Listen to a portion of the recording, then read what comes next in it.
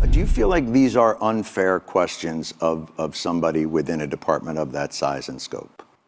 I think you have a particular thing you really want to talk about and you're asking me other questions, but I don't think it's unfair to ask me about the audit. It's absolutely the case that the United States military should be able to pass an audit, and we've got to be on that pathway to get there.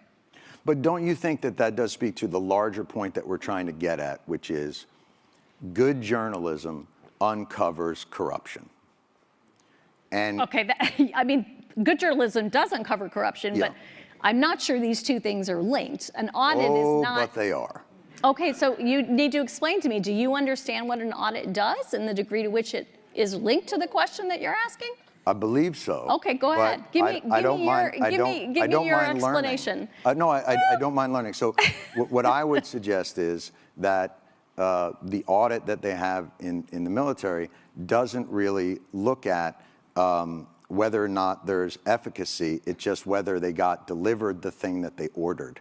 And that is any audit. That is any audit. That is true. But generally, those audits aren't $400 billion for Raytheon and $1.7 trillion for a plane that doesn't seem to be doing. Like, there is a lot of waste, fraud, and abuse within a system. Audits and waste, fraud, and abuse are not the same thing. So let's decompose these pieces for a moment. Please educate me on Sure. What so an audit is difference exactly what you just described, which is, do I know what was delivered to which place? Right. The ability to pass an audit, or the fact that the DoD has not passed an audit, is not suggestive of waste, fraud, and abuse. That is completely false right there. So what is now it it's a question of, it's suggestive that we don't have an accurate inventory that we can pull up of what we have where. That is not the same as saying we can't do that because waste, fraud, and abuse has occurred. So in my world, that's waste. How is that waste? If I give you $1 billion and you can't tell me what happened to it, that to me is wasteful. That means you are not responsible. But if you can't tell me where it went, then what am I supposed to think? And when there has been reporting, I mean, this is not, look, I'm not saying this is on you and that you caused this, but I think it's a tough argument to I'm pretty make sure that I didn't cause it. an $850 billion budget to an organization that can't pass an audit and tell you where that money went, like, I think most people would consider that somewhere in the realm of waste, fraud, or abuse, because they would wonder why that money isn't well accounted for. And especially when they see food insecurity on military bases, and they see... You want to talk about that? Because that's a good... we should be talking... I mean, I'm trying to understand where you're trying to go, other than the dollars, which really bother you. I think it doesn't really bother me. I think it's all connected. Okay. I think tell me that story. Tell me how you're thinking about that. When I see a State Department get a certain amount of money and a military budget be 10 times that, and I see a struggle within government to get people like more basic services, and then that department that got that, I mean, we got out of 20 years of war and the Pentagon got a $50 billion raise. Like, that's shocking to me. Now, I may not understand exactly the ins and outs and the incredible magic of an audit, but I'm a human being who lives on the earth and can't figure out how $850 billion to a department means that the rank and file still have to be on food stamps. Like, to me, that's fucking corruption. I'm sorry. And if that blows your mind, and if you think like that's like a crazy agenda for me to have, I really think that that's institutional thinking, and that it's not looking at the day-to-day reality of the people that you call the greatest fighting force in the world. So I get back to this idea of like, I'm not looking to pick a fight with you, but I am surprised at that the reaction to these questions are, you don't know what an audit is, bucko. Like, that's just weird to me. Okay, on food insecurity, major priority for us. A lot of funds are going toward that. The biggest issues we have found, first of all, we have significantly increased funding on food insecurity. And we do think we are getting much better on that. We believe some of the challenges we face are not what you often think of as, food insecurity as hunger. They're really around, do we have food available? For instance, as people come on and off shifts, is it healthy food? Those are the types of food insecurity issues we are seeing in and around our military installations. We have increased pay 2 times in a row here. We've done 4.6% pay raise last year. We've asked for a 5.2% pay raise this year. We've also increased basic allowances and increased housing and pay and other allowances.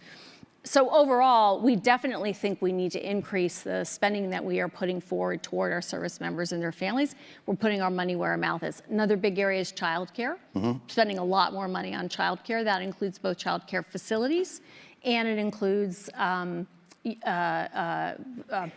benefit that allows folks to go out on the economy to get childcare and have that subsidized by the government. Those are all examples of ways we're trying to put money forward for our service members and their families.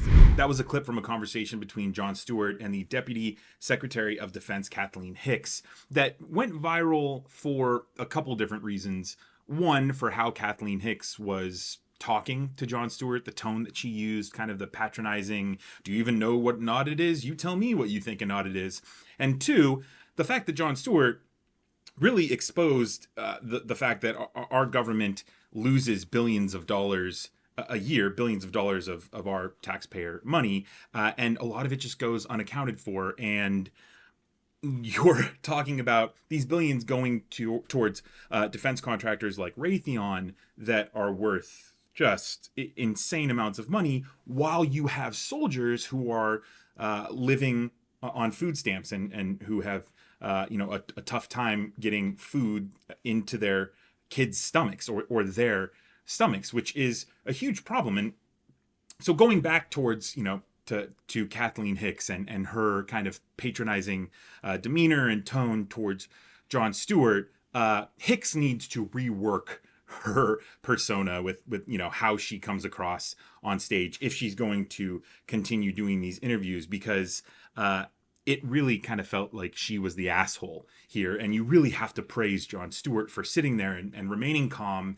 And, despite Hicks being an asshole, Jon Stewart continued the conversation and got to the point that, there are soldiers who are on food stamps, and meanwhile we're losing billions of dollars, which, the takeaway is that can't be. Right? Like we need to work our system to the point where we need to have every dollar accounted for. And I understand the military is a huge, big beast with a lot of different parts of it. It's a huge mechanism, a huge engine. But the fact that the American people are largely closed off from seeing where that military spending goes, while, again, you have these contracts worth billions, if not hundreds of billions of dollars, that's a big problem. And then when you add fuel to the fire, when you have a guy like Jon Stewart who represents all of us, right? All of the people who are just like, trying to knock from the outside and say, hey, look, like, we need to understand what's going on, because while you're part of this system that just goes, oh, well, we lost another 12 billion this year. Whoops. There's a lot of us who have mistrust in our military, right? And that stems from Vietnam and runs up to Iraq, and you name it, right? Both sides of the aisle, you've got mistrust in the military. We even see it now where you've got a Republican Party, the entire Republican Party whose like main talking point is that we shouldn't be helping Ukraine at all. And that actually Russia, they should just, they're doing what they need to do in Ukraine, right? Meanwhile, like, our military brass is saying, no, like this Russian invasion is an attack on democracy across the world, and we are going to help Ukraine. So you see a lot of mistrust in the military, and that comes from every nook and cranny, every state in the United States. And so when you have a person like Kathleen Hicks kind of talking down to somebody like Jon Stewart, who represents all of us, right? it's a bad look, right? So that's the one part of it. But the other part is we need to continue putting pressure onto our elected officials in the White House and in the Senate and in the Congress, who need to come up with something that makes our contractors, these huge defense companies, more responsible for the money that we give them. Because this also represents a bigger picture, that not only are these families of soldiers food insufficient and relying on food stamps, but it just paints the bigger picture that our federal government is spending money on these huge contracts. They're not really efficient with how that money is accounted for. And meanwhile, we have all of these government programs that aren't being funded, that need funding, whether that's healthcare, whether that's affordable housing, right? Whether that's access to the internet. Like, there are all these things that, you know, when you look at the bigger picture, this kind of represents just that when you're part of the system, right? When you're the Kathleen Hicks, when you're the defense secretary, and it's, oh, well, this audit shows we're missing billions of dollars. Well, that's just the cost of doing business.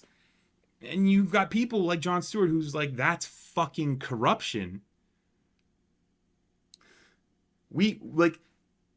That means that this is really an inefficient process, and that, like, we need to absolutely do something about it, or else there's like this mistrust in our military and our federal government. Like, that is only unhealthy for our country. And the bigger and bigger that gap spreads, the gap between the American person, the Jon Stewarts of the world, and the Kathleen Hicks of the world, that is unhealthy for your democracy. And that will lead to bigger problems down the road than just, oh man, did Raytheon lose $5 billion this quarter? So you've got to praise Jon Stewart here. Kathleen Hicks, I'm not saying you're a bad person, but you've got to work on your delivery, because you can't talk down to people who are simply trying to learn about a process that is largely blacked out to the American people.